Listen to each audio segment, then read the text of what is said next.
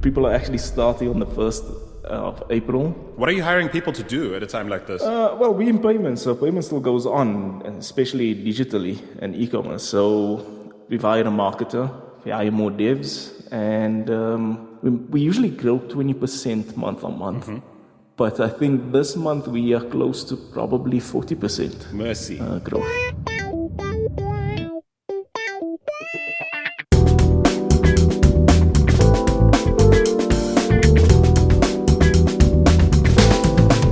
Hello and welcome to the African Tech Roundup, episode 136. Now, this is where we round up the most important tech, digital, and innovation highlights from across the African continent.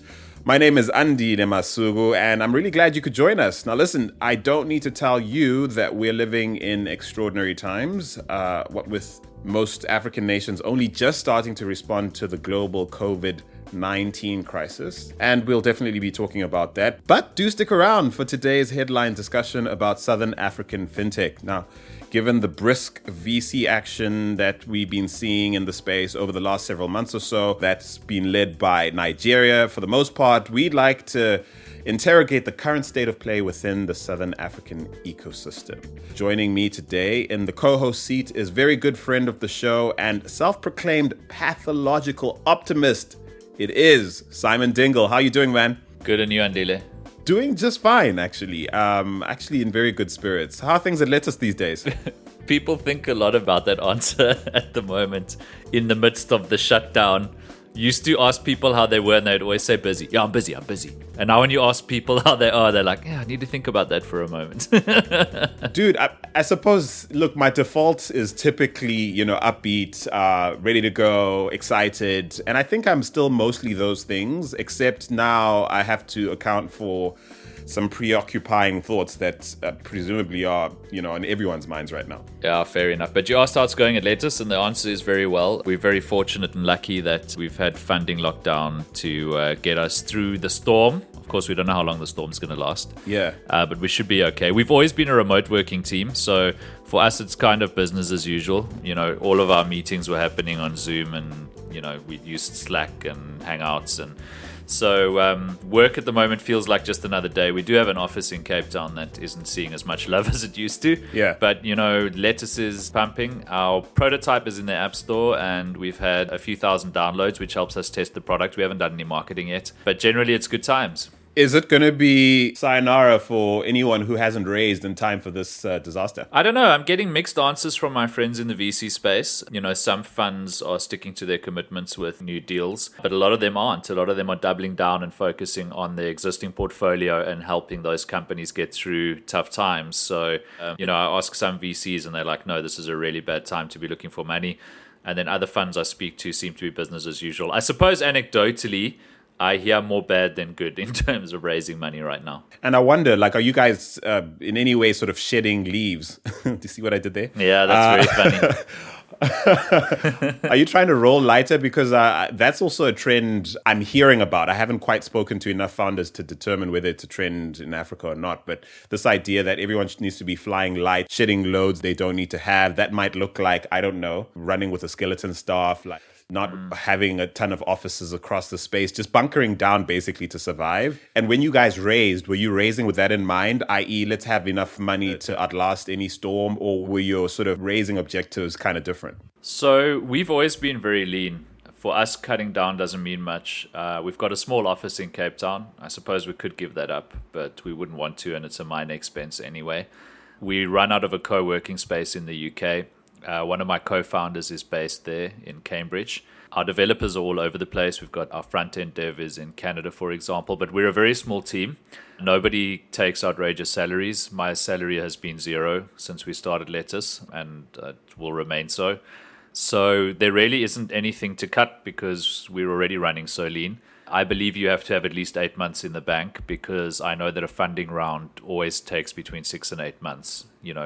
We have successfully raised money in less time before, but generally rule of thumb is a funding round is going to take you at least half a year before you see any cash flow.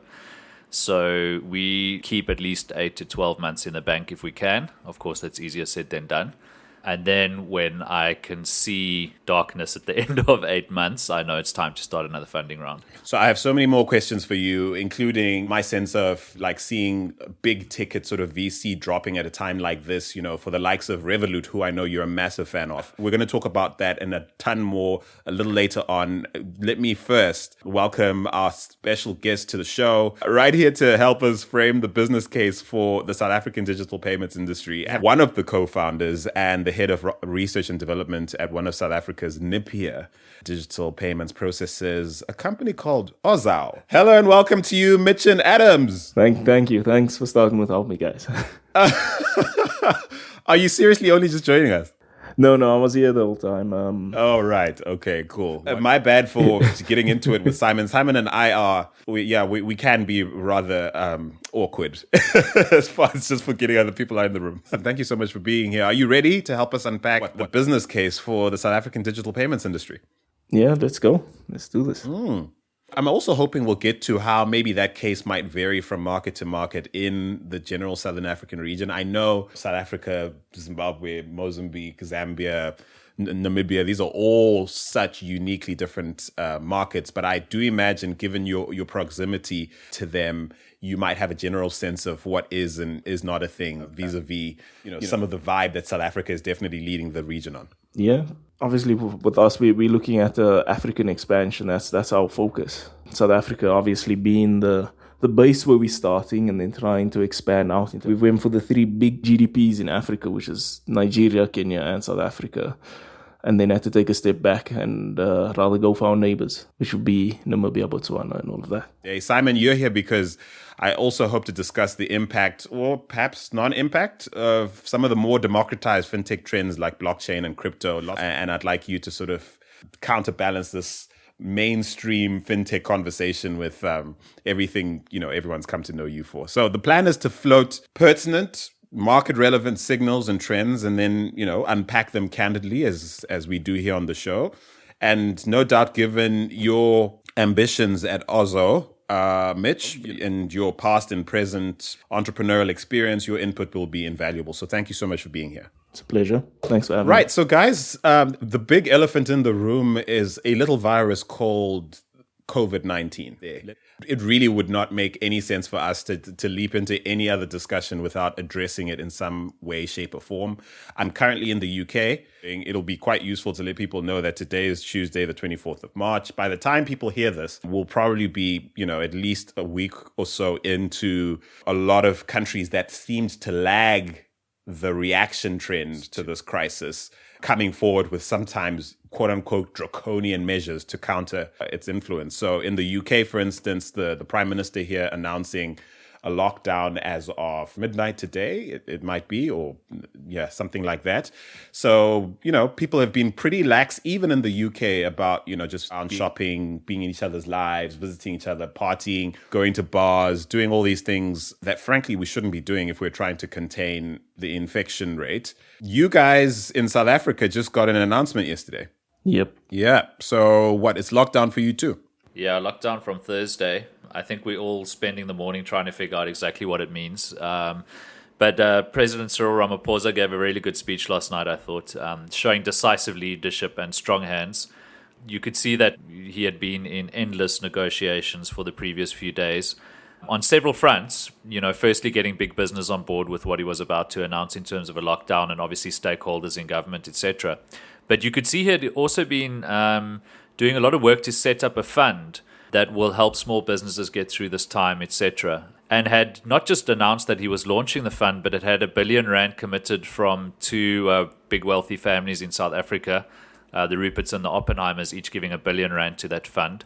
Which, when you look at the USA printing $4 trillion to get them through the crisis, doesn't sound like a lot of money. But, for South African small businesses and what it means, I think that's significant. And then obviously opening up the fund to others. So I was incredibly proud of our leadership last night. I really think that South Africa is doing all the right things in terms of COVID-19.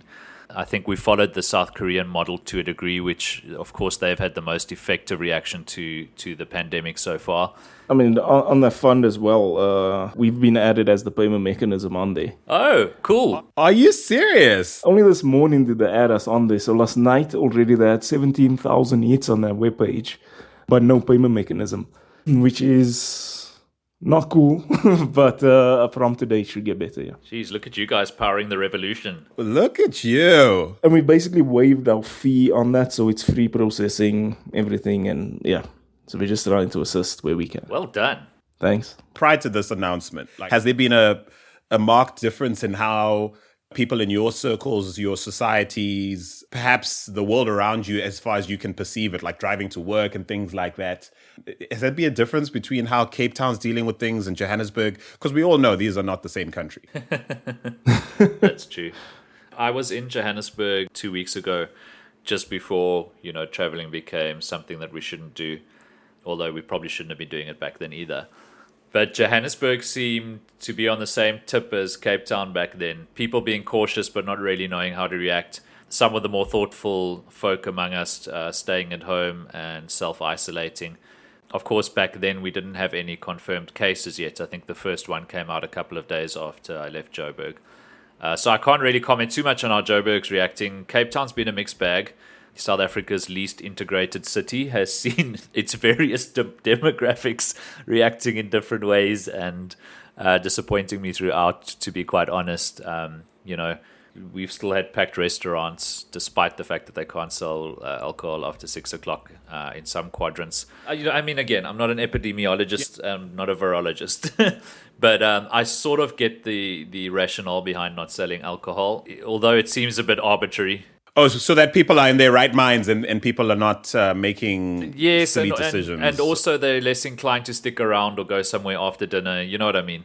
So I think it does have an impact on social behavior. It does seem a little bit arbitrary. And I don't know if you saw the speech where Beckett Clearly announced it, but let's just say he didn't convince me very well in his speech. The police commissioner? Yeah, but on the whole, I think the Department of Health has been fantastic. The presidency has been exemplary, and I think South Africans are keeping it together. I did start a thread on Twitter where I asked people to name and shame South African companies that were forcing people to go to work who didn't have to, and it's just exploded. And I told people, look, if you're scared of getting into trouble from your boss, DM me, and then I'll mention the company without mentioning you.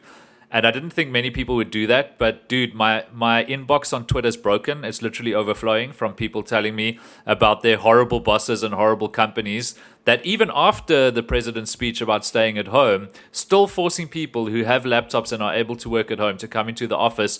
In one case, a 3,000 head office in the middle of the Cape Town CBD, and they're still forcing everybody to come to work. It's ridiculous. So unfortunately, not all of corporate South Africa has been treating this the way they should. And how are you guys doing it at Ozow? We strive to be the best company to work for in the country, which is quite a hell of a statement to make and a goal to reach. I think about a week ago already, we decided everybody works from home. We can do everything via voice call, so we use Microsoft Teams. And yeah, it's been great. We've been able to have the meetings through this, all interviews. We're still hiring people.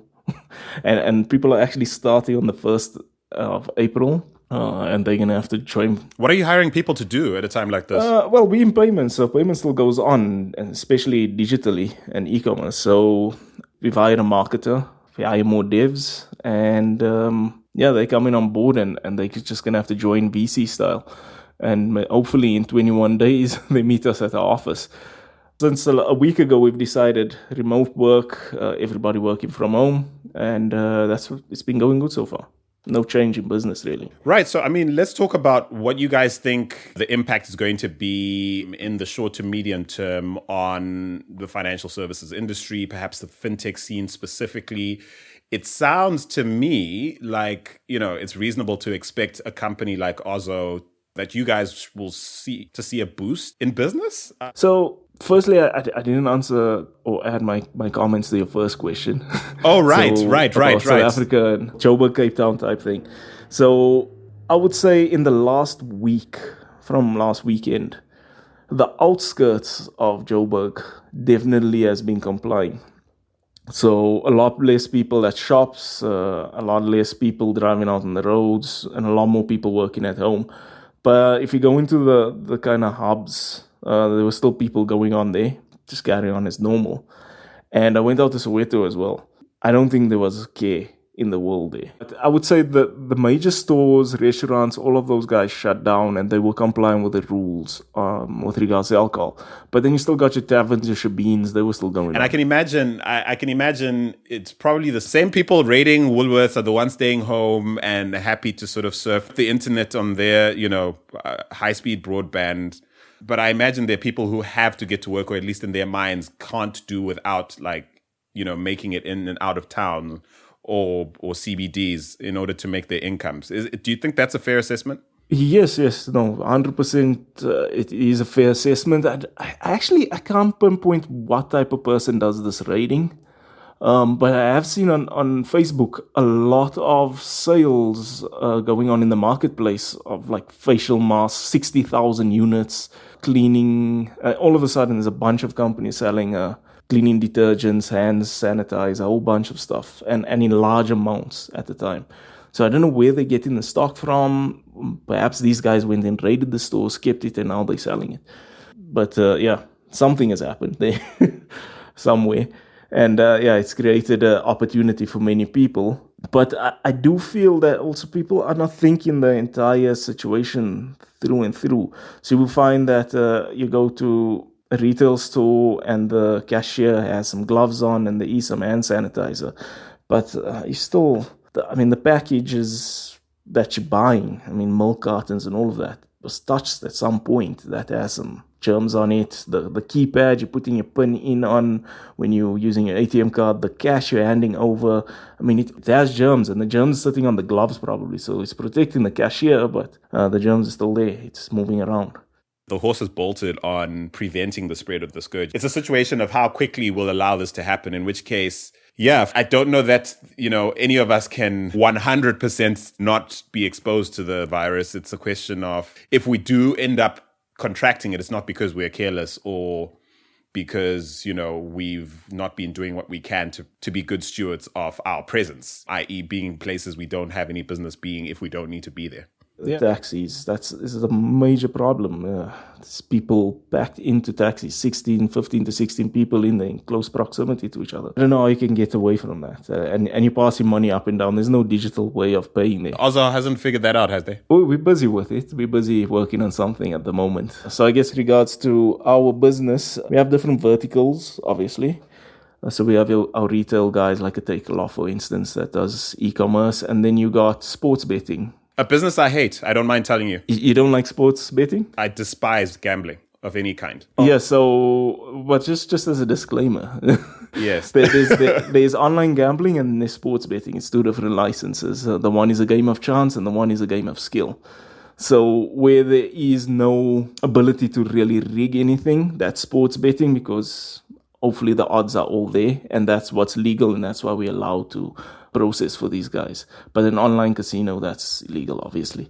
So on the sports betting front, obviously all sports events have been cancelled, which means what do these guys bet on then? It's affected them quite majorly, but they've gotten quite innovative. So esports has kicked in all of a sudden. The one thing I've noticed is it's all international tournaments, so perhaps there's an opportunity for South African esports league to open up somehow. And then they got some stuff called live betting. So they would take like a roulette table and they have a camera on top of it and then they throw a ball in there and then people start betting online.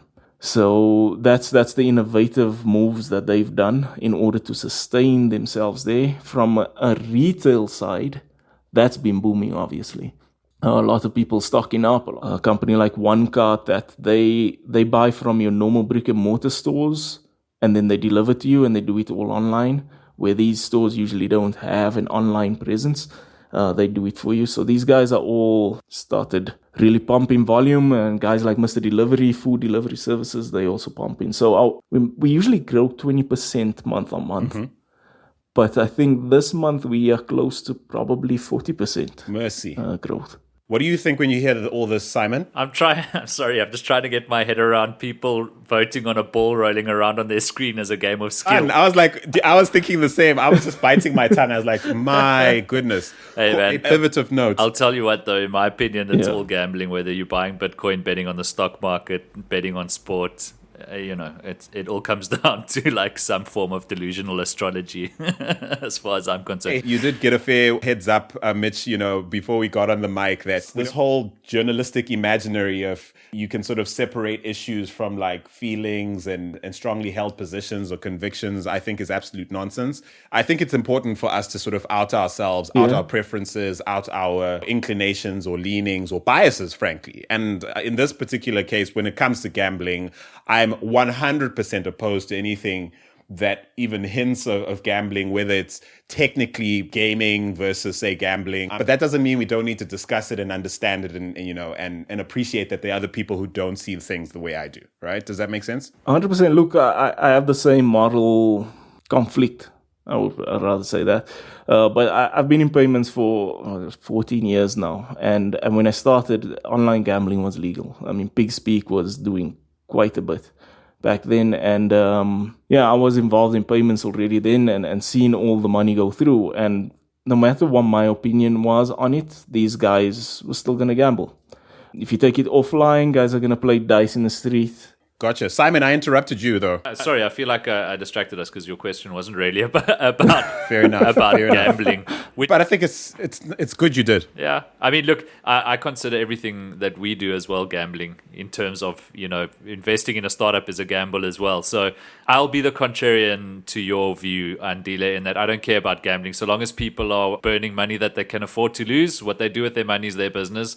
For them, it's just entertainment. What I hate is exploitation of poor people. But anyway, when I hear what's going down at Ozow, it sounds like you guys are an absolute space rocket, which is awesome, and just blitzing your way up through the atmosphere. So it's good to hear about local fintech startups just killing it. Well done. Thank you very much. So I wonder whether there's an opportunity to exploit in this whole situation for a company like Lettuce. If so, let me in on that. Well, we sort of focused on the open banking space. We're a global product from day one, but we're very focused on Europe and the UK because of how mature open banking is in those markets due to what's happened from a regulatory perspective. So, in Europe, they've got PSD2, which has just opened up the payment space. But it's also meant that financial institutions have to open up API stacks to their customers across the board. So from banks to, stock trading platforms, etc. Plus, it's the way that fintech startups just build technology because we know what we're doing. You build the API stacks in from day one. So we think there's an opportunity for a company to be an over-the-top service provider in the banking space the same way that companies like WhatsApp were over-the-top service providers in the telecom space. And we think that this new regulation is forcing a sort of a net neutral ecosystem where the over-the-top services will win. And the rest of the incumbent, if you will, banking and other financial product providers will become more like plumbers. Just as you don't get your front-end services from Vodacom or MTN or your telecoms operator, you prefer to get it from Netflix or WhatsApp or Facebook. We think the same thing's going to happen in the fintech space. So that's kind of Lettuce's tip. It's going to be a tough game because we're going to have a lot of competitors. It's a very crowded market already, and it's getting fuller. But we do think we got a unique spin on it. So payments is important to us, but payments is a race to the bottom. There's some companies, and it looks like Ozow is one of them, who's found innovative business models to make money out of payments. But for 99% of the fintech companies focusing on payments, there's just no margin. So you have to be really smart about how you make money in that game. You either have to have ludicrously high volumes of payments going through, or you're just cupping water in a never-ending race to the bottom. Every time I encounter sort of payments startups like you guys, typically this is the kind of information we're told, hey, we're 10 million or 15 million sort of transactions into the game. Like, we've only been here just 5 years. This is your story. 10 billion rands worth of transactions served. To Simon's point, is money being made? And, are you not just the plumbing? So firstly, on that 10 billion, it took us a while to get to our first billion processing. It took us almost over a year. Our last billion took us 2 months. Our next billion is going to take us 1.5 months so far. And then we're going to be hitting 1 billion every month, and then it keeps going. So there's a snowball effect that's happening. But on the opening banking aspect, opening banking is what we want. It's basically what we're trying to do. We've created this automated EFT because open banking doesn't exist in South Africa. So we used to, I think for the last 3 years, attend a conference in Amsterdam called Money 2020 with the hope of playing in the PSD2 realm, which is open banking in Europe. And we wanted to set up an office there and get a license and all of that. And exactly to Simon's point, in Europe, you cannot get in there and win on margin. It's just too saturated. The market has massive players there. You're going up against Google, PayPal, Apple Pay, Samsung Pay. And these guys already are integrating into a whole bunch of systems all over there. I mean, the way I saw it, a company similar to us there was Trustly, and they basically got East Europe taken up. They integrated into 3,000 banks. It's ridiculous. And then you got Central Europe is so forth, and then you got Ideal, which is in Amsterdam. And they do more money in that one country than what we've done so far in our 5 years. So there's a lot of money to go around. There's high consumerism, but the margins are going to be smaller because of the competition. And when we were at this conference, there was a lot of talk around Asia, what's happening in Asia, and how the dust is settled, and who do we claim as the winners in the payment space. And then they started talking about the next battlefield being South America and Brazil and Argentina and Chile, what's going to happen there. But nobody was actually looking at Africa, and I was actually looking at this map and seeing the lights switch on, but Africa was just dark. And as people were walking around, we had a stall there, and they saw us, and they saw Africa, and they were thinking, what happened in India and China and 1 billion people in Africa? Could you perhaps be our payment partner for Africa? This is the question that we constantly kept on getting. So we started these relationships with these European companies and changed our focus from going into the PSD2 market, but to rather create digital payments for Africa and to unite Africa as one somewhat in a digital payment space. And that's been our mission probably for the last 2 years now. That is a lot easier decided to do than done, because there's obviously different regulations in each country, and that's been very difficult just to navigate in South Africa. You can just imagine it in other regions. So if I look at it like that, Africa, where it's still developing, and you put that investment into it now, give it 5 to 10 years, there is a lot of potential and there's a lot of money to be made there. If everybody had the buying power of, let's say, $10 each in this continent, there's going to be... And I mean, at this point in your growth trajectory, are you guys profitable? Are you cash flow positive? Or is this still a VC case in the making? So we've hit profitability many times and then got slapped and said, we've invested in you. You're not supposed to be making money. You're supposed to be spending money. Grow. Yeah, that sounds like VCs to me. Yeah, so we get money, we then hit profit, and then we start spending again. And then we get more money, we hit profit, and we start spending again. And it's a land grab, literally. That's what's happening at the moment. And I would say a lot of these companies are coming out of South Africa. So you got Paygate, which is representing DPO. You got us, you got PayU.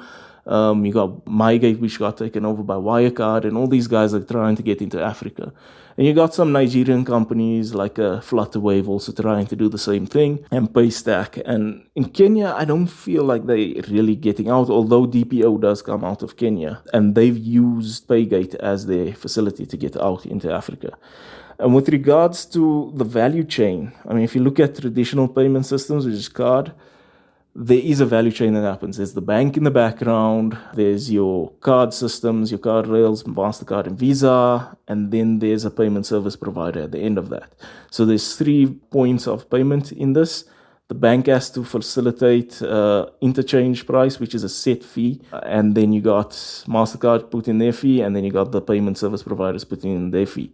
And then depending on your profile as a customer, if you're a high-risk customer, for instance, an airline is quite high risk. If you jump on a plane and you fly and it was a fraudulent transaction, you can't, get that flight back. It's done.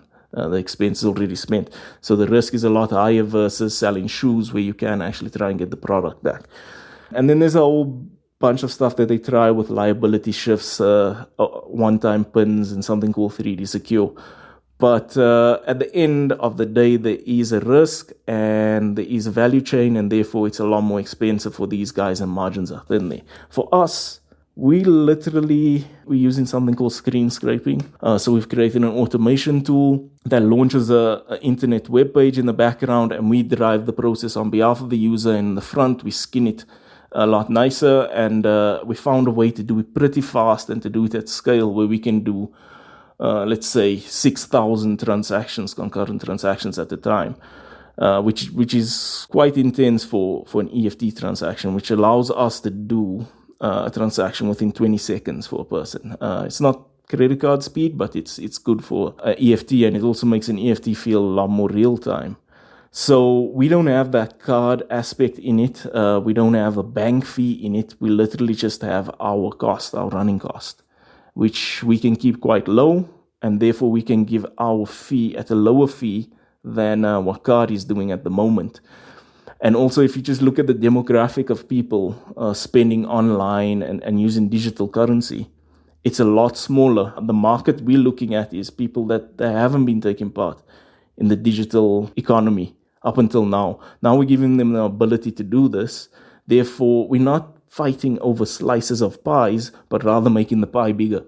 So, I mean, Simon, I'm listening to Mitch thinking, if I didn't know any better, he was making the same case, a Bitcoin proponent might be making for Bitcoin as an alternative to what's come before. Except Mitch is talking about building on top of a system that I know you have a ton of issues about, not just philosophically, but in all the inefficiencies that are ingrained in that system. So my question to you is pragmatically, setting aside the philosophical aspects of what we tend to discuss every time you come in, what do you make of the kind of progress, Mitch is outlining here? It sounds like they're bringing efficiencies, they're making payments far more accessible, easier, they're solving problems for incumbents, they're solving problems for people who perhaps have never even transacted digitally before.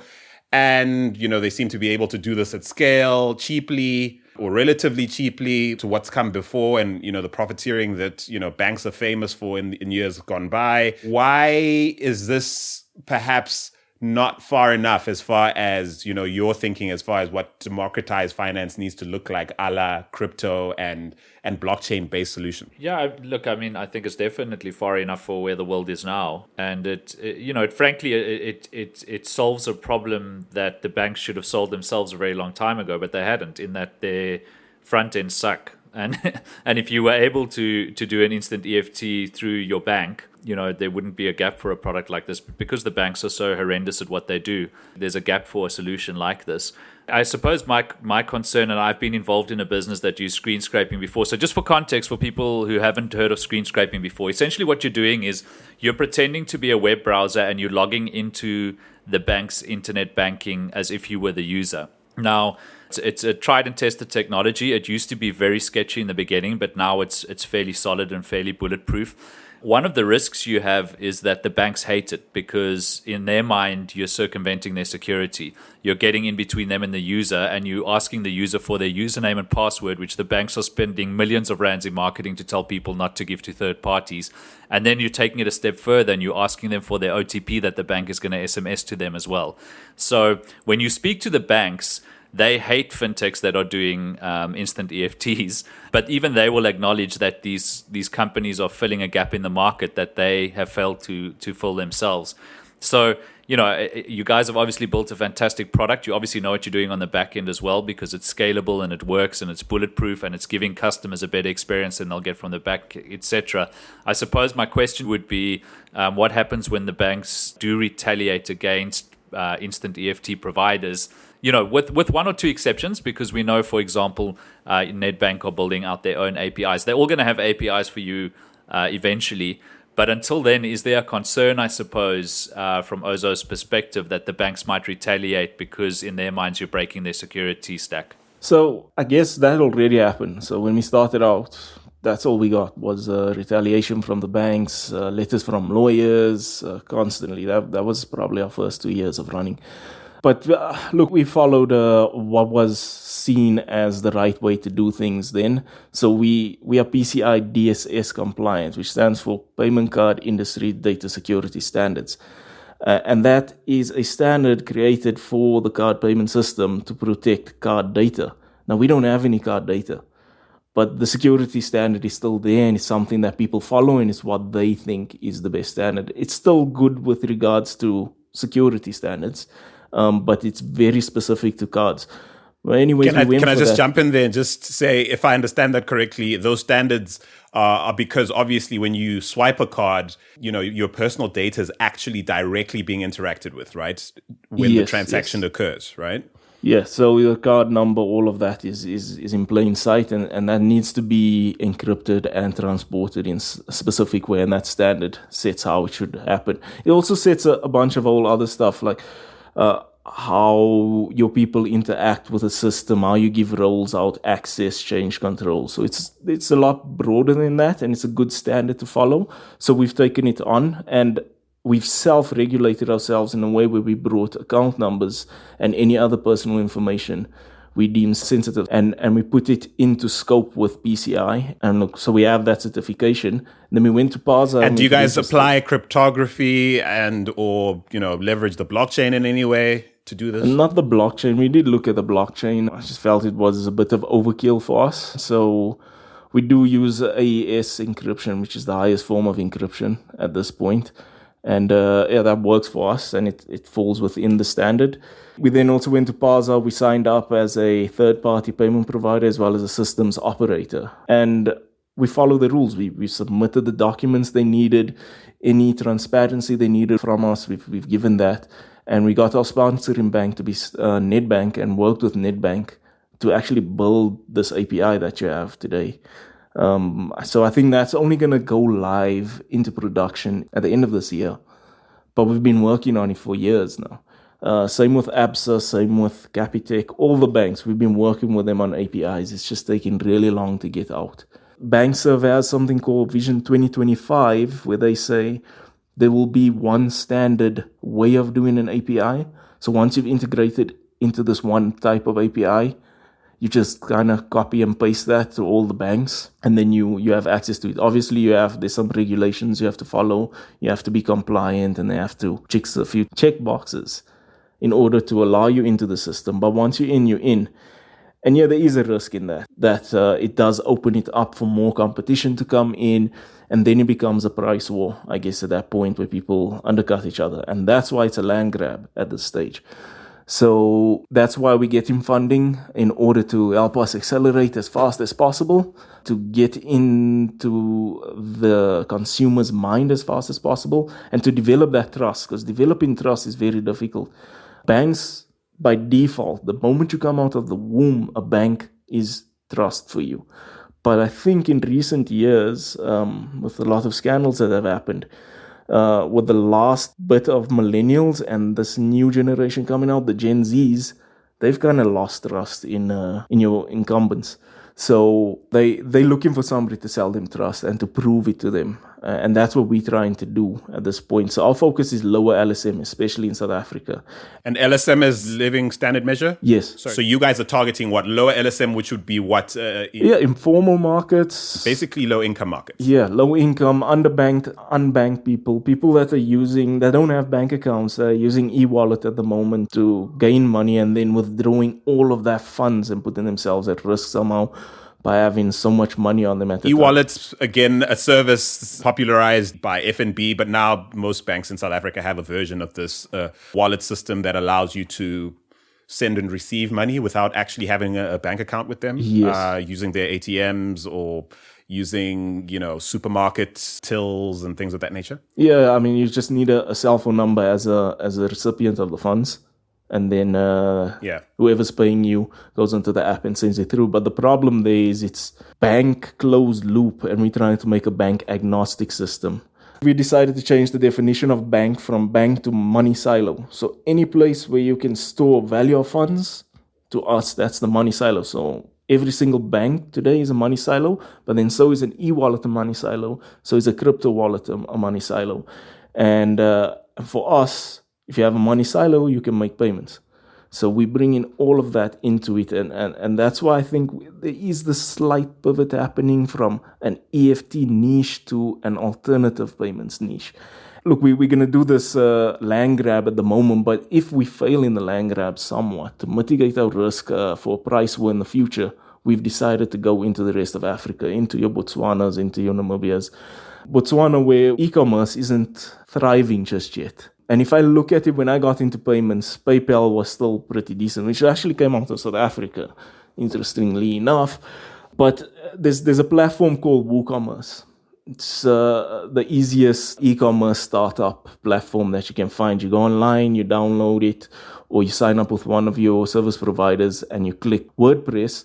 It installs a blog for you, and then you install a WooCommerce plugin that converts it into an e-commerce site for you.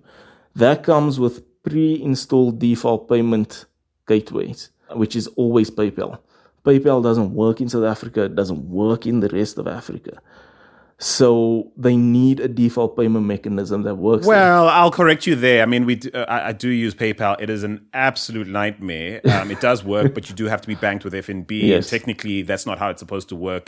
Simon, let's address this open banking thing, because it does sound like the banks are preempting a future that's going to be open banking led. They're sort of fighting it on one hand, but knowing full well that this is where the world is going to go and they have to get with the program, but they're going to sort of milk their position all the way there, right? So I wonder if, when you view sort of like the open banking dynamic in Europe, which I think is best in breed around the world right now, do you see that and think, if things never went further than this, right? And if like the Bitcoin experiment or experiments like Ethereum were to fail completely, we wouldn't be in such a bad position if everyone properly adopted open banking. So the truth is that banks aren't going to go away, at least not anytime soon. Not because we need them, not because we don't have better systems now, but because they fit into the human narrative so strongly. As Mitch was saying, a lot of people associate banks with trust. You don't have to spend too much time in the industry or know too much about banks for banks to be the absolute last institution you want to trust with anything if you just look at history. But for the most part, people do trust banks, and that's not going to change. So, as easy and as secure as it is to store your own keys for a Bitcoin wallet, for example, I know that I've got friends and family members who I'll never convince to do such a thing. We've seen already in South Africa, Investec, for example, one of the big banks in South Africa has announced that they're launching custody services for digital assets. So the smart banks are waking up to what's happening in the world, to the cryptocurrency movement and the fact that people are going to use this stuff and it's not going away. And they're incorporating it into their product offering. So I'd imagine in not very long, you'll probably be able to store your Bitcoin or other cryptocurrencies in your Investec account. And then people will still be using banking, and open banking is probably still something to be talked about then, because, you're now back in the banking system. When you make a deposit at the bank, the thing you're depositing ceases to be yours legally. Your money in the bank is not your money. It belongs to your bank legally, and they can do whatever they want with it, and they'll probably give it back to you unless they fall on hard times, in which case they don't have to. And the same will be true of your cryptocurrency. When you put your Bitcoin into your bank account, it will no longer be your Bitcoin. It will be the bank's Bitcoin, and they can decide whether or not to give it back to you. And that's fine. It works for most people. It also gives them peace of mind that if they get hit by a bus, the bank will give their children all of what they owed, hopefully. But also, isn't the trade-off also that Bitcoin, is welcome to the big leagues and is no longer out in the cold, as it were? Yeah, it's all massively on some positive. level, without that dynamic, Bitcoin maintains this weird sort of otherworldly outsider situation, which doesn't help even people who are crazy about Bitcoin. Well, I do think that the Bitcoin community could do a better job of educating people, because we really don't need banks to store Bitcoin, and you really can store your Bitcoin in a way that you're never going to lose it. But unless you're trying to capture value in this horrible capitalist manner that a lot of people who now own Bitcoin are trying to do, and which is totally not linked to why it perhaps exists. I'll be honest, I think that's a false narrative as well that people have been carried away with. That's perhaps true for a very small segment of the community. But, for the most part, Bitcoin works, and it works very well. And unfortunately, there's a lot of misinformation out there at the moment. And people, understandably, they don't care how the technology works. They hear this blockchain thing. They don't know what it is. Unfortunately, a lot of them are decision makers at big companies, so they will be misled by enterprise software providers that are selling them blockchain solutions for things you don't need a blockchain for. Because the moment you've got a trusted third party, you don't need a blockchain. But let's not get into that one either. Right, this is why you're here, Simon. I mean, I'm just an opinionated podcaster, and I'm inclined to things I can see, touch, or feel, and totally understand. That's not necessarily the best way to try and sort of wrap your mind around what's great or potentially worrying about something like cryptocurrency. But that said, Mitch, you've articulated quite nicely this idea that the open banking wave, or the trend that's starting to build momentum, how it's a double-edged sword for you guys. Because I wonder given where we are in the interim, what your sense of what I perceive to be this obsession with trying to create walled gardens to protect brand, to protect sort of books of business, that I think is still pretty much indicative of how banking is done, especially in South Africa, given the unique quasi-monopolistic or cartel-like advantages the banking fraternity has in South Africa. Yeah. Even though in the background, as you've described, there's these pragmatic moves to sort of sandbox activities that have to do with open banking and almost deal with folks like you who they'd truly rather not have to deal with. That is my thinking around that sound. Am I seeing things the way they are, or what am I missing? I would say that's how they used to be. And for certain banks that think they are the innovation leaders in the banking systems, it's still that way. But for most other banks, they have decided partnering is the way Name to and go. shame. Who are you talking about? No, but generally speaking, you probably can't say exactly. Give us a sense of who's leaning into the future and who's trying to pull the reins back. I guess I have to name and shame here. This is the only way. So there's only one bank, that's FNB, that doesn't work with anybody else. They always keep themselves different from everything. They feel that they are innovative enough to do everything on their own. Whereas the other banks have decided to open themselves up to partnerships. And I think it's working out great. It's stopped this animosity, stopped this fighting that happens between fintechs and banks, and it stopped confusing the end consumer as well. So you see stuff like SnapScan working with Standard Bank, Carry with Nedbank, Capitec's also coming up with quite a few innovative stuff on their side. But it's not just Capitec creating it. It's fintechs working with the banks to create great software for the end users, which I think is 100% what the EU was thinking about when they spoke about PSD2. Was all about the end consumer. It's not about the banks. It's not about the fintechs. It's about how can you give the end consumer better service and more competitiveness in the market. So eventually, it would have to become law. It has to be driven by the government somehow. I think that's how M-Pesa blew up in Kenya. That's how Paytm became great in India. It's the only way to get everybody on board is if the government says you have to do this now. And for instance, FNB has told us that they will not work with us until the government says they must work with us. So that's just the par for the cause at the moment.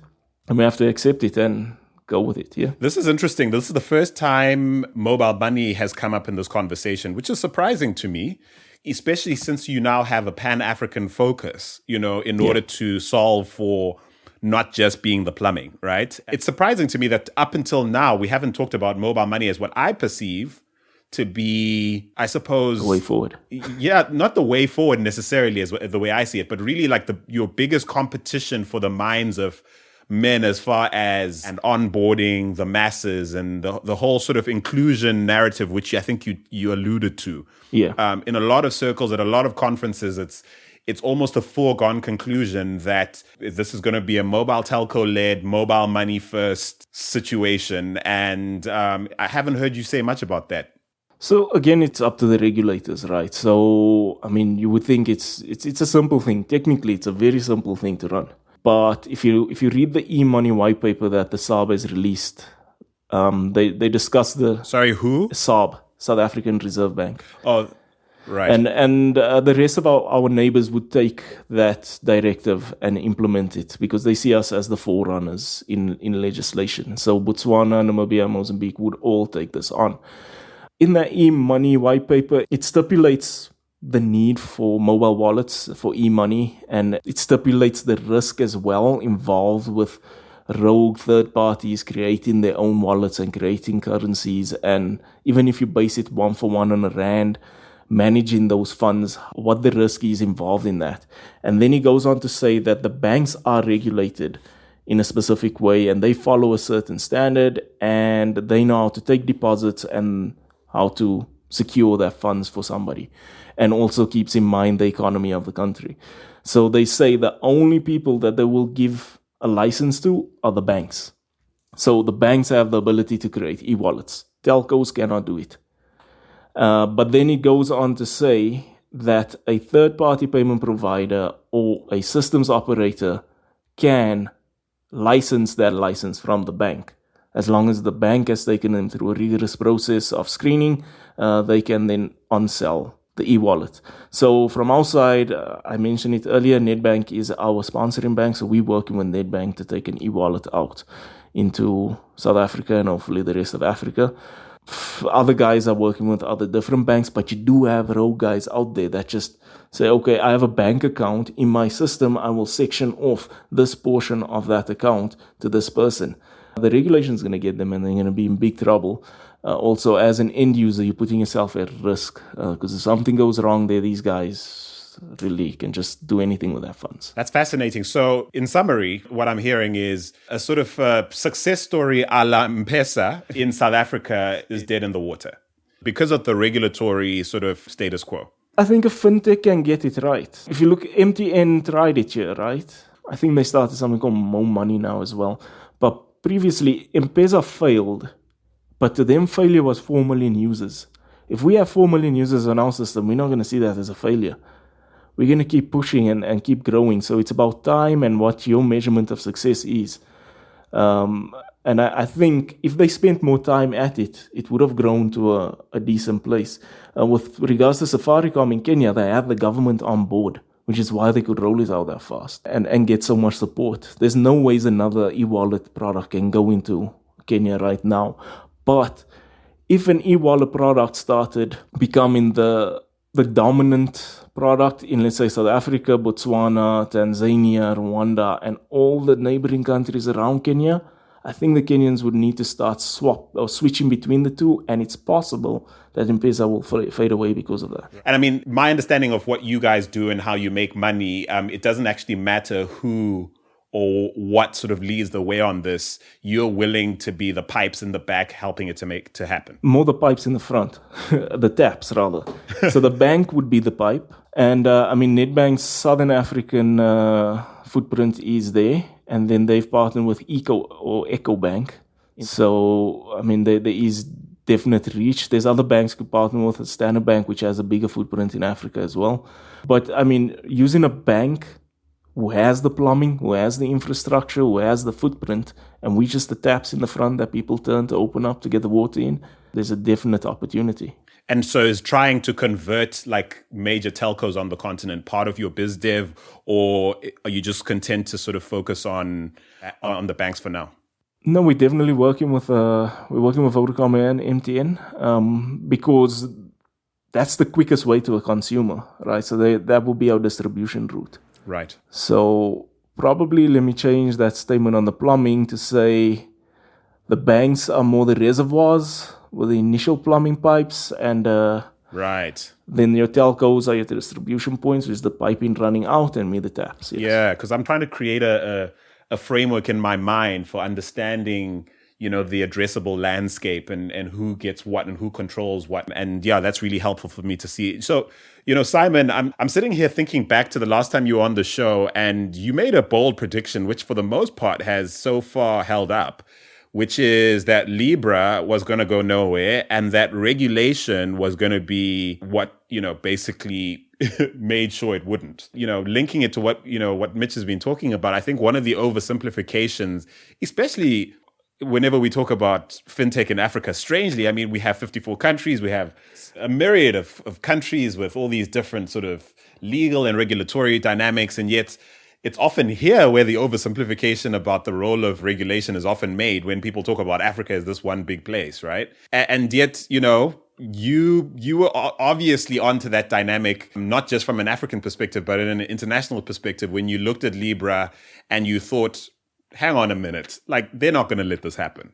I think there's a lot that's possible within the regulation. So, for example, if you look at mobile wallets, you just need a banking partner, and then if you're partnered with a banking partner and you're ticking all of the boxes that are required by PASO or whoever the authority is that governs the nature of your business, then you can still do a hell of a lot. We've also got sandbox programs, that the FSA in the UK runs, for example. The South African Reserve Bank is working on their sandbox program for South African fintechs. There's a lot one can do within regulation. And while the regulation fails at most of what it sets out to do, is prevent crime and money laundering, which is why the banks pay so many fines every year for enabling money laundering, is because it's so easy to do, and part of what enables it is regulation. So besides all of that, regulation for the most part is there for a good reason, and you can still do a lot within the framework so long as you are applying your mind to it. There's a lot of scope for innovation, and I guess Ozow is an example of what can be done. But you're right, it's looking at African markets, and we forget that innovation is difficult. I think when Vodacom and Nedbank, which were the duo that wanted to bring M-Pesa to South Africa, when they gave it the third go, I really think they thought it was going to work this time, because they had concluded that the big reasons that it failed before were distribution, and they believed that they had a last mile solution sorted out, and they launched it yet again in South Africa, and they failed yet again to replicate the success that M-Pesa had in Kenya. But I do think that word mobile money is starting to lose meaning, because it's just money. Just like people used to talk about the mobile internet and do you have a Mobi site? And now we realize it's just the internet, guys. A vast majority of web traffic now comes from mobile devices. So we don't talk about the mobile internet anymore. We just talk about the internet. Do you think it's helpful to think of mobile money, though, as the digital payments industry as controlled or happening at the behest of like the mobile telcos? I tend to take the telcos out of the equation because I just don't think they're that important. They're obviously an enabler for the network itself. I don't think they have a role to play in the services layer, and I don't think they should have a role to play in the services layer. Are you talking about a world you'd like to see, or the world as it is? I think it's actually playing out this way, Andile, because if you look at who's winning in just about every other vertical of over-the-top services, it's not the telcos. If you look at Safaricom's role in M-Pesa, that's fairly unique, what they've managed to pull off there. Or Econet with EcoCash. Yeah. Let's zoom out a little bit. I bank with First National Bank. Where do I do most of my banking? On my phone using their app. In the UK, I bank with Revolut. Where do I do all of my banking? On the Revolut app on my phone. What does the telecoms operator have to do with that? Nothing. Is it mobile money? Not really, it's just money. But if you know what you're doing and you're building consumer services today, you're building them mobile first. If you're not building mobile first, you really need to think long and hard about your business, or you have to have a very good strategic reason for doing it. And I think that's even true of business banking. Everybody would say, start with mobile for consumers now, but business still happens in the web browser. And we're starting to see businesses realize that even in that space, mobile first is the way to go. So the mobile money thing, to me, I think is becoming a little bit of an anachronism. It's just money now. So Mitch, the platform play, because maybe that's also what is trendy now, to think about domination in the fintech space in platform terms. So I think Safaricom within the East African context, but MTN, I think Pan-Africa-wise, seen as potentially the strongest potential mobile telco-led platform play in mobile money, potentially, if they were to get things right, or Libra, potentially this amazing platform play led by Facebook. That was the hype, at least when the Calibra network was being tabled as this amazing idea. Bitcoin as this decentralized platform play. PayPal, Visa, the banks, in some respects, some banks, FNB, thinking of themselves, I think, by and large, at least in the South African context, as a platform unto themselves, and not, willing or, terribly interested in sharing space on that platform with anyone who might play on top of it or, plug into it in ways that they feel they have birthright to. Is this a constructive framework for thinking about things? Why or why not? And how do you guys think about it at Ozow? So definitely what you mentioned in the closed loop thing exists. And the closed loop it's not scalable. I don't think that's scalable. So you have to get agnostic on everything. So bank agnostic, even currency agnostic. With regards to the Facebook, the Libra thing, I think Facebook has somewhat tainted themselves, but they have the ability to reskin themselves and show themselves differently to people. So, I mean, the purchase of WhatsApp and Instagram, I think, is quite important to them. Facebook itself is tainted, but Instagram and WhatsApp, not really. And they're definitely going to get the young people out of that. I think you cannot aim at the older generation at this point. You have to aim for the younger people and find solutions for them. Find a level of IoT brought into that. Now, if you look at these, all the companies that you've mentioned, a lot of them are not going into that sphere of IoT. Probably only Facebook being the leader of this. And Google, maybe. Yeah, maybe Definitely. Google.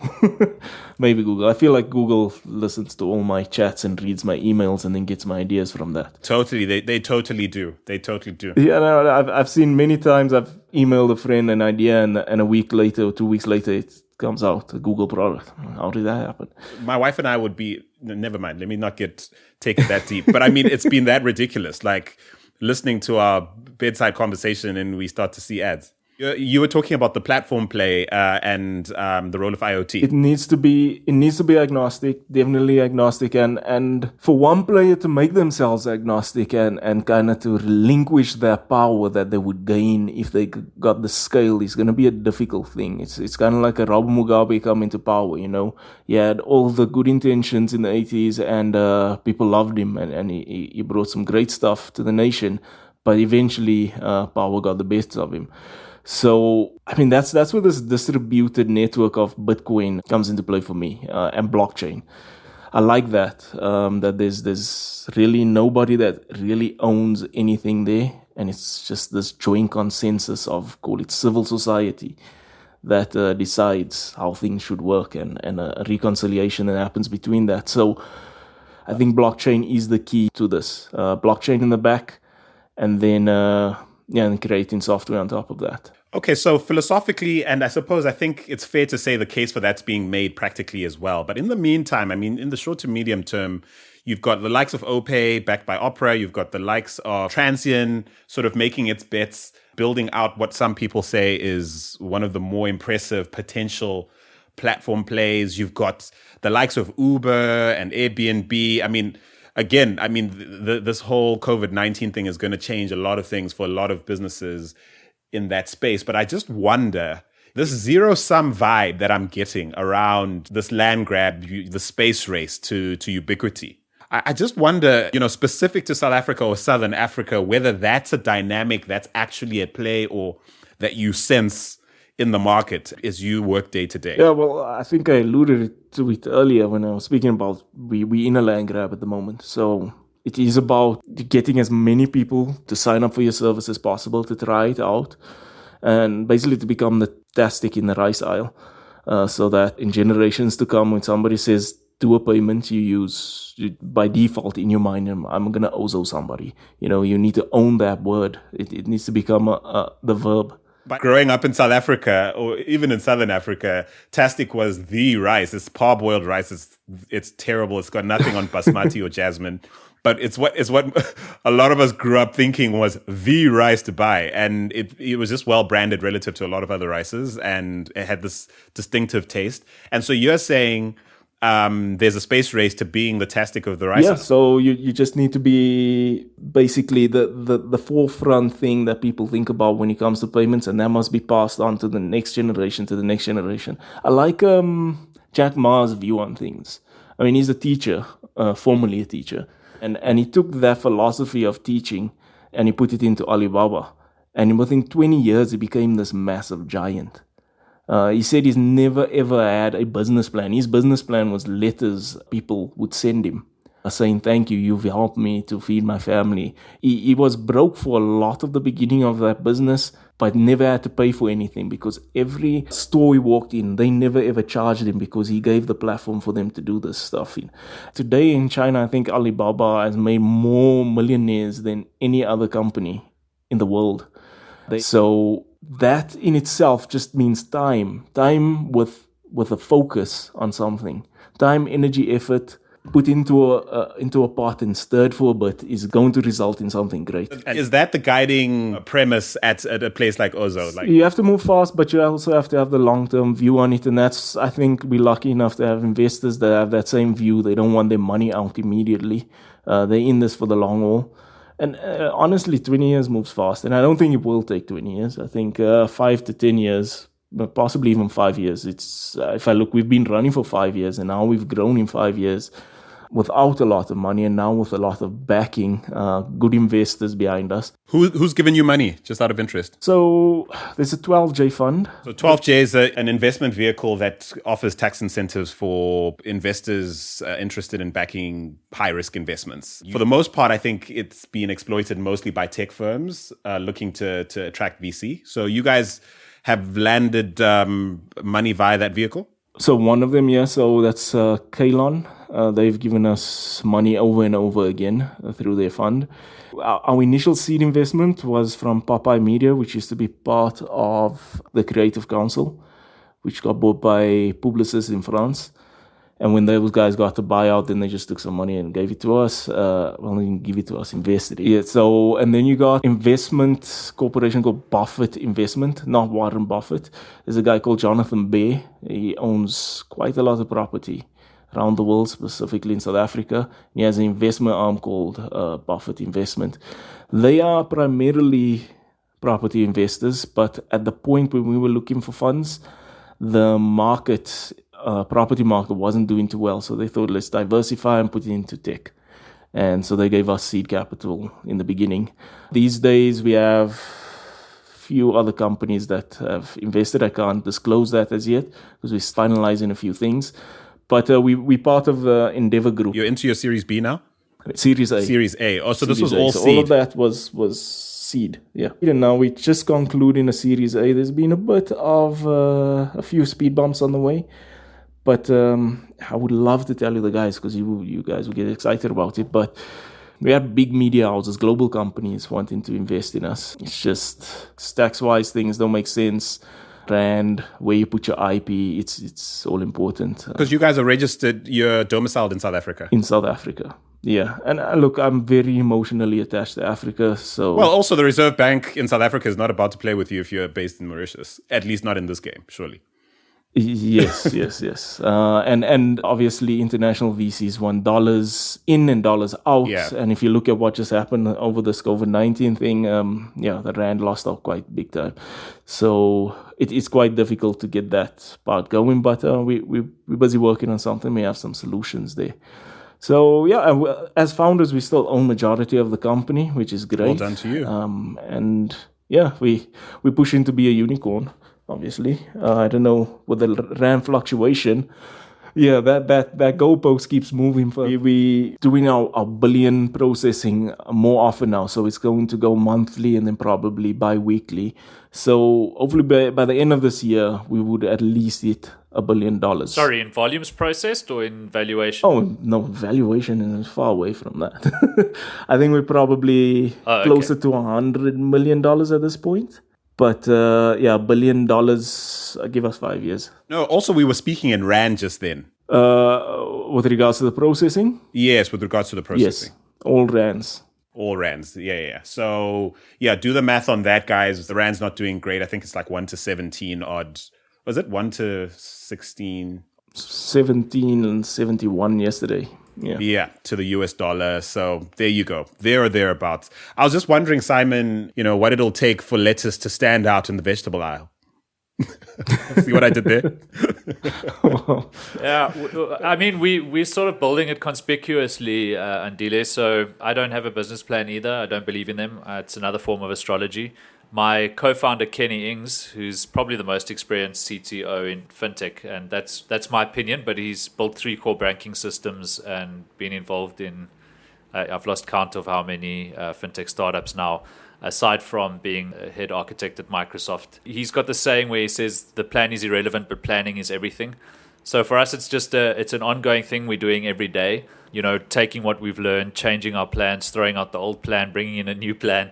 and learning from our customers. That's why we pushed our prototype into the App Store. It's really not much of an app yet, but the sooner we get out there and start measuring the right things, the quicker we'll find a direction. The one thing I will tell you about business plans is that I'm yet to see one that aligned with reality. I haven't seen a single business plan that played out the way the founders of the company thought it would. It's like Mike Tyson said, everyone has a plan till they get punched in the face. And if you want to get punched in the face very quickly, launch a business. Yeah. I wonder what sort of pressures you're feeling around growing quickly or outpacing other people you see sort of vying for the same space. Like, what sort of pressures are you dealing with in your space? To be honest, we don't have that pressure, and I'll tell you why. It's because in fintech at the moment, the barrier to entry on features is so low you can trip over it. We've got new regulatory frameworks where with very little effort you can be compliant and you can do almost anything you want to. So we don't see a feature set as a differentiator. For us, the differentiator is in the customer experience, and that's where the magic happens, because it's the same sort of dynamics that made Facebook successful, for example. It wasn't a feature set. Facebook had the same features as MySpace. That's not why they won. They won because they offered a better customer experience, and that's where the magic is, and that's where all the complexity lies in differentiating a consumer front end. So that's sort of where we are fixated. And now I've forgotten what your question was because I got a little bit carried away on my high horse there again.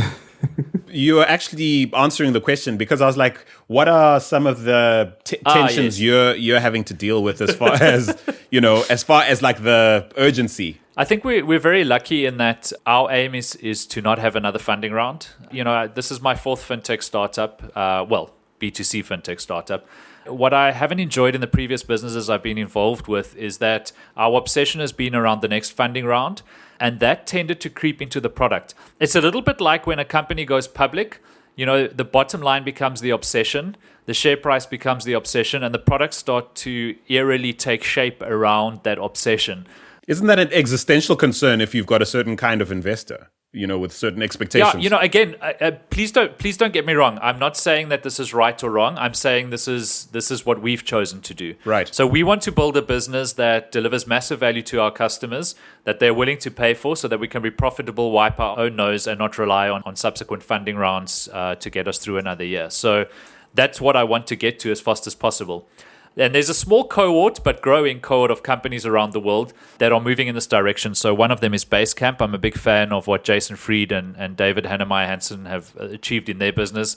Ghost, my friend John O'Nolan's business, is another example of this kind of business. Buffer, there are a whole bunch of them that do business the old-fashioned way. We make profit and we manage to pay everybody, and there's nominal growth every year, and our shareholders are happy if we have any. Preferably we have as few as possible. Very old-fashioned, but after going through 3 high-growth startups that raised shit tons of money off of hundreds of millions of dollars worth of valuation and are yet to make any profits for themselves, prefer this way of doing business. But please understand, I'm not saying this is right or wrong. It's just this is the way we want to be now. No, I mean, you're playing my violin there. I mean, I'm a huge fan of like old school return to fundamentals, that sort of, school of thought. But if my regular co-host Osaruman was here, he talks about dealing with the world as it is and not as we'd like it to be. So I suppose my question to you both, but maybe you, Mitch, first, is there a version of winning at fintech in Southern Africa first, but in the rest of the region, that doesn't involve buying into hyperscale, hypergrowth thinking, taking on VC, growing as fast as possible, outpacing rivals, land grabs? Is there a way to approach this without that kind of thinking being the driving factor? Like Simon said, this is my opinion on things. I don't think so at all. It depends on your measure of success. If your measure of success is having 100,000 Rand a month and you're the only employee of the company and that's what you need to get through the month, then yes, then you can do it. But it depends on your vision, mission, and purpose and all of those things that you set up in your mind. If you want this thing to have a certain impact on so many people and all of that, then no, you can't just have the small scale thing, and you're going to need funding to get through it. Look, my upbringing, I come from not the wealthiest neighborhoods and environments. There's lots of gangsterism and drugs and stuff and everything there, and you kind of had this hopeless picture of your future. Where'd you grow up? In Rivoli, in Johannesburg. So I didn't even think about studying further than school. To me, it was, I would just chill at the shops and ask for 5 rand and play Tata Box, but which is foosball. But yeah, my father obviously had higher hopes for me, and he kept on pushing me past that. And the thing is, I'm still in contact with many people with great ideas, but they all stuck in this hole. And they will pull you down into that hole. And I try and bring those guys out of that hole and say, come out here, check the sunlight out, see what's available. But the 100% reality of everything is the world today has quite a massive gap with the equality. The inequality is massive. And so you need the funding to come through there. One of my goals is to set up an accelerator outside of the affluent areas. I mean, all accelerators exist in Sandton, Rosebank, somewhat in the CBD. Nothing out here, nothing in the south, nothing really in the west, nothing outside in the east. We need to get it split out a bit more. We need to get the funds moving a bit more into all these other ideas. And these guys are never going to grow. It's not also about the product, it's about the business. And so the product can get released great. And as Simon said, yeah, the features were there on MySpace already. And then Mark Zuckerberg came on Facebook, and he just added status if you're single or not. That's not the difference between the companies. It's the way he ran it and the way the user experienced it. So it's about getting your support system in place. It's about having a good accounting system, good operations, good marketing. Having an R&D department and not just dev. And that's what creates a business and takes it from a product to the next level. But these guys are not getting that information. And the only way to get that is through mentorship and funding, which is why I think accelerators are a big thing. We're part of Endeavor, and Endeavor's helped us a lot. I think Endeavor's whole thing was about emerging markets and to find not particularly fintechs, but startups. It started out in Argentina or Brazil, I think. And today they're all over the world, and they've created this network of what you would call an old boys club type thing, where you could request a meeting with a big CEO and that guy would be willing to help you and mentor you. I think it's very important to have these things. And the reality of the world is if we just organically try and start a company, it's not going to work out. By the way, Endeavor is still one of the networks I kind of rate, not just because of the acceleration vibe, but really because of their almost mastermind network vibe. Like you say, Simon, in your own way, like you're solving for that, whether you realize it or not, by being Simon and the way you're plugged into the world of what would be some of the earlier successes in fintech to come out of South Africa, but also your co-founder, in your case, also those links and networks and experience drawn from places like Microsoft. I just think it's important as we talk about this. As you know, Simon will tell you, like I talk about oversimplification being the enemy on this show. And I think it's really important when we try and create a context for people understanding the nature of the unique markets that are represented on the African continent, in this case, South Africa mostly, but that it's not just about like having great ideas or, hosting hackathons or even being part of an accelerator program. It's adding the layers you've described on top of that, being able to execute successfully, having the right sort of caliber founding team in place, having access to finance in times like these when it's quite clear that anyone who hasn't raised significantly in the lead up to what we're going through right now with COVID-19 is probably not going to survive this patch. And at that point, it becomes quite obvious that you can have all the best ideas. You can even have people who love you. You can be doing work that's important and needs to happen and should exist. But if you don't have the funds, you're just not going to make it through. And so that's my question to you guys as well.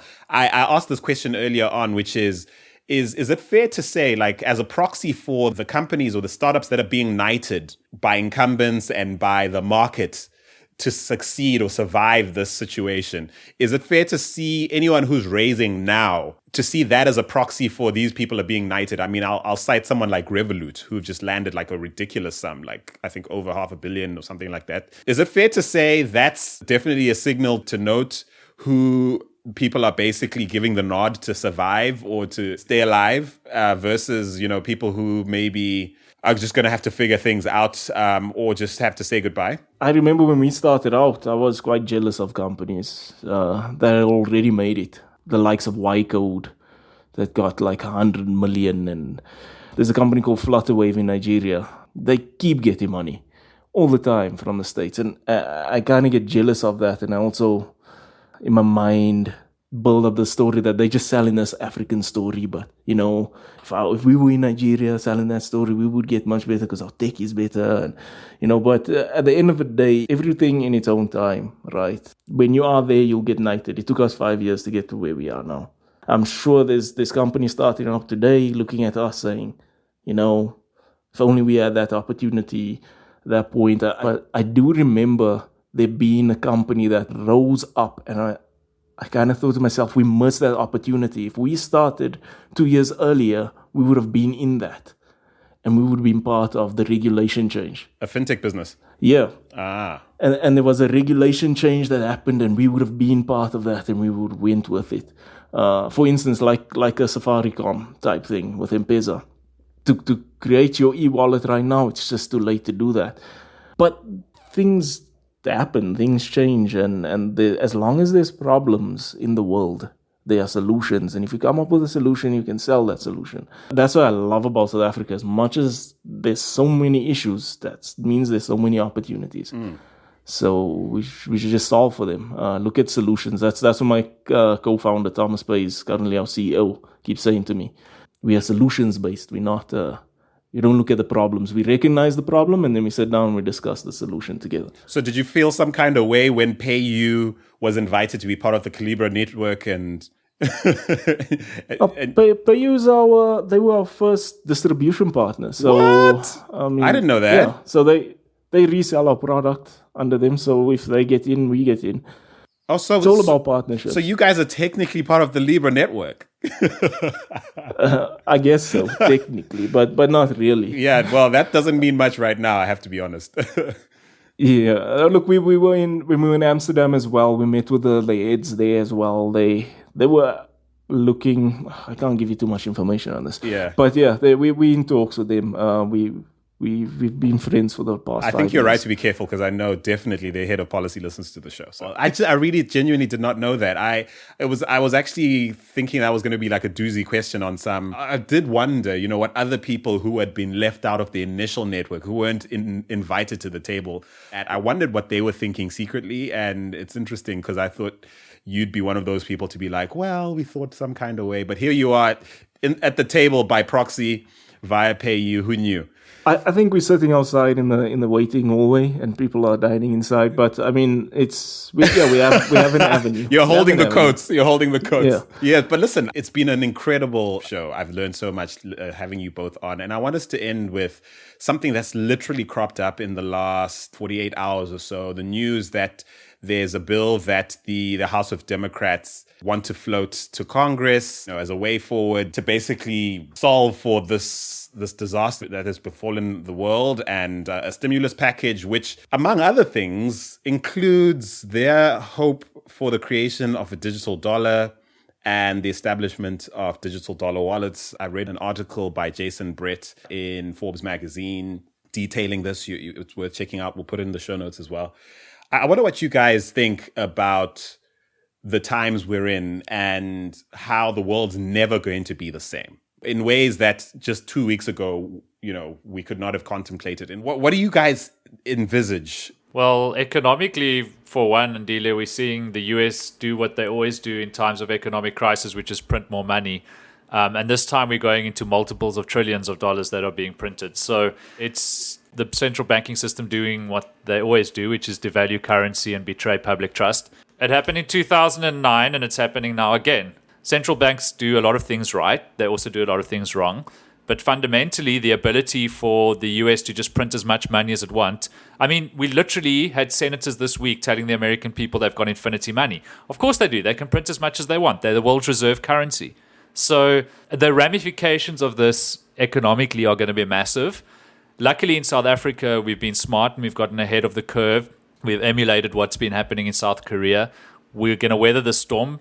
But except we don't have as robust a healthcare service as South Korea does. But I'm hoping, we'll solve for that. Well, that's interesting. We've actually got more hospital beds per capita than the United States does. We've got more ventilators per capita than most of Europe. So actually, I don't think we are too badly off on that front. What I hate, though, is this narrative that people have where they think the discussion is between staying at home and ruining the economy or risking getting sick and saving the economy, and overlooking the massive economic impact, the disaster that'll happen if millions of people get sick and die, especially if this virus gets out there into the poorest of the poor in Africa, and we start to see social disruption, looting, borders being swamped. Like, what would the economic impact of that be? It would be, multipliers worse than us staying at home for a month and the economic impact of that, which is going to be bad, but not anywhere near as bad as the impact of millions of people getting sick and dying. So, I think we're starting to wake up to some realities. I think this is a good dress rehearsal for a real pandemic. I'm not saying that COVID-19 isn't a real pandemic, but you can imagine another bug breaking out that is much more contractable, that the transmission rates are much worse of, and that has a higher mortality rate. And what would happen then? So I think it's good that we're catching a wake-up call about how serious these things are and how ill-prepared we are for them in so many ways. And then we're seeing some positive things as well. Like, this next month is going to be fantastic for the environment. There are less planes in the sky. Well, the digital dollar is ridiculous because the 99% of dollars are already digital. So it's a meaningless statement. Like, yes, now they're going to have a wallet so that the Fed can come and fetch your dollars out of your account directly. But the dollar's already digital, so I don't know what they mean by that. Also, of course, these are digital dollars that presumably Africa is going to be offered by way of aid to mop up all the fallout for not responding in time. Look, again, as you said, I'm a pathological optimist, so I see a lot of upsides to us coming out of this. It's going to be a brutal time. It's going to be a very difficult time. A lot of people are going to get sick. Most of us are going to get this virus. That's just a reality. Hopefully we'll have vaccines soon, etc. But I think it's teaching us again about how connected the world is, how much better off we are when we work together instead of, driving wedges between us. It's teaching entire generations about the power of the internet, like seeing my parents transform their businesses using Zoom and Slack and all the tools we've been using for the last 5 to 10 years. And going, wow, this really works. And hey, I can hang out with my friends overseas and have a drink over the internet. Isn't that cool? Socially, it's changing so much. And I think societally, there are going to be a lot of positives coming out of this, but it's going to be very difficult first. And I'm just standing here sort of postulating and hypothesizing, not being an economist, a sociologist, an epidemiologist, a virologist, or anybody who would qualify to speak on these matters. You're a hopeless optimist. That'll suffice, man. It's all right. That's me. But it's interesting, as you were talking, I was just thinking, Mitch, I mean, lots of research. I've got a PhD buddy of mine who actually did some research into just how different South African adoption habits around digital money is relative to other African markets. And he's not alone. There's there are a few studies here and there. There's also anecdotal evidence to show that South Africa hasn't been the most receptive to mobile money, to the use of cards necessarily, or anything that isn't, frankly, cash. And you indicated at the top of the show that you guys are seeing a massive uptick in your business. And I just wonder what the landscape might look like in a South Africa where, just digital payments are literally for everybody, not just people with jobs, not just people with smartphones or who understand how to work one. And I imagine you relish that prospect because it's going to be great for your business. But what does that world look like as a result of all of this? I mean, I did leave out one guy, but I guess I can mention this name because he's finished the first part of our Series A. So there's a guy called Francois Groepe. He's the ex-deputy governor of South African Reserve Bank. And he's now an investor in our company. I felt that name drop hard. He always calls me a radical because we always having these debates, and I don't believe gold or anything. I don't believe economies are based on economies at the moment. You can't have more debt in the world than what there is money in the world. Who are we going to borrow from? The aliens, So I think it's just a system that's now failed somewhat, and we're trying to tweak it to make it work somehow. And that's why I feel like Bitcoin is probably a better currency. It makes more sense to me right now. But he's mentioned about having a digital currency within South Africa, and that the South African Reserve Bank has thought about it. And technically it's very easy to implement, but the security aspect of it is what they're worried about. At the moment, to steal actual cash, you have to put on your mask and go into the bank and tell everybody to stick their hands up and get that cash and run out with the notes. But now you can just, hack into a system and get it and transfer it somewhere else. That's, he says, is the worry about going into a fully digital system within a country. But if you look at what India did, like one day they just said, everybody, no more paper money, no more coins. It won't work tomorrow. That transition was a massive thing and it was a surprise. I don't know if you can kind of prepare people for it. You have to surprise them to give them that shock. And that's what gave Paytm the rise to where they are now. In Lagos, for instance, the cash there, I had new notes when I was there, surprisingly enough, but I did get an old note. It looks like an old carpet. It's not healthy to have this stuff going around. So there is the saying called cash is king, and I've seen a few articles within this last week that said, could the king, step down now? Especially if the king is found to be like a conduit of this dreaded virus and it becomes the most ridiculous backward thing to promote its circulation. So I do believe that, again, it comes down to regulation. No fintech, no bank can do this on their own. The government must decide. The president is going to have to keep us waiting for 2 hours before he steps out again and says, hey, we are now going digital. But he has to surprise us. He can't set us up for this, because what's going to happen is people are going to start withdrawing all their money and something crazy will happen. So he has to just surprise everybody and switch the switch over, just like that. And some people will win, some people will lose, but the thing is we'll switch over and then cash will just die like that. A la India. Yeah. And so I think it's going to be a really interesting time to be in fintech. So if you'll permit me, guys, I'll definitely be in touch with you guys to hear how things are going down. Yeah, cool. Definitely. Hopefully we have our e-wallet by then. Hey, that would be a thing, man. Listen, I wonder what your take on this whole COVID-19 situation is in your part of the world, in your part of the continent. Also, thinking about the potential impact it might have on the financial services status quo we've all come to sort of accept as the way things are, and this whole new wave of fintech that is changing things up, and now everybody needing to shimmy, duck and weave in the light of what is the most unprecedented pandemics, if not in history. It's going to be a fascinating couple of years. And I don't want to make light of all the suffering that's accompanying this trend. So it's not jovial vibes you're sensing. It's really hopeful vibes for what could be hopefully some good to come out of a really bad situation. Tell us what you think. Please drop us a line. We're on social. Find us on Twitter at African Roundup, also at African Roundup on Instagram. You can reach us on Facebook, facebook.com, African Tech Roundup, or drop us an email. hello@africantechroundup.com is the email address. We'd really love to hear what you make of everything we've discussed. Disagree if you must. We'd love to hear any contrarian views. Perhaps there's things you've said or heard that have spurred you into action in some meaningful way. We'd love to hear about that. I must thank my guests on the show, starting first with my co-host with the most, Simon Dingle, man. Thanks so much for being on the show. Thanks, dude. Anytime. And our special guest, Mitchan Adams of Ozow. All the best to you and your co-founders. Thank you very much for having me. Thanks, Simon. Thanks, Andile. Absolutely. Simon, I forgot to drop this one. Here's to keeping that lettuce fresh, bro. Very funny. Simon, perhaps there's also a partnership opportunity between us. It sounds like Dude, there definitely is. Not in lettuce, but in one of my other businesses. However, I doubt your banking partner is going to want to work with us, but let's take it offline. we banking rebels, so we don't care if they don't want to work with you. Then we definitely need to talk, dude. Okay, that's good news. So here's the thing. Actually, you've just reminded me. Now, I mean, talking about partnerships, I don't know how I completely forgot to ask about a partnership I read about. You guys doing something with Binance? Yeah, that's true. So my holding company, Invest Capital, we're a strategic partner of Binance's, both here and in Europe, and possibly elsewhere soon too. So we do some work with Binance behind the scenes, yeah. All right. Listen, guys, it's been fantastic learning from you guys. I will definitely be letting you go now properly. Thank you so much for being on the show. And everybody else, please stay safe and do take it easy, Africa.